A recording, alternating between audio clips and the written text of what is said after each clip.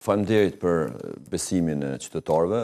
Sigurisht është vlerësim për punën, për përkushtimin, angazhimin, konsistencën, qëndrimet politike, por edhe evoluimin programor të ecjes tonë, ashtu siç e dojmë një Kosovë mirë të zhvilluar dhe të integruar në strukturat evropiane dhe euroatlantike.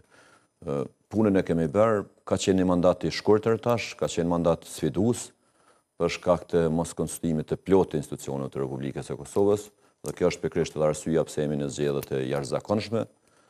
Komunikimin me qytetarin, me elektoratin e kam primar, ashtu siç e kam edhe familjen time politike, Lidhjen Demokratike të Kosovës, dhe njerëz të afërm të cilët punoj edhe angazhohem në mënyrë permanente. Dhe zëmej, para kësaj fushate zërore, pra ka pas lëvizje mëdha politike, për quaj, është kthyer Vjosa Osmani si partë e listës.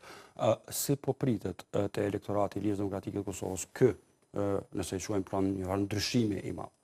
Është një bashkim i njerëzve të djathtë që e kemi quajtur, edhe rikthimi i Vjosa Osmanit, rikthimi i njerëzve të cilët kanë qenë bashkëpunëtorë të Vjosa Osmanit edhe kanë menduar dhe kanë besuar që me Vjosën mund t'ju bashkohen vlerat të LDK-s, por që janë vlerat të shëndërtimit të Republikës së Kosovës.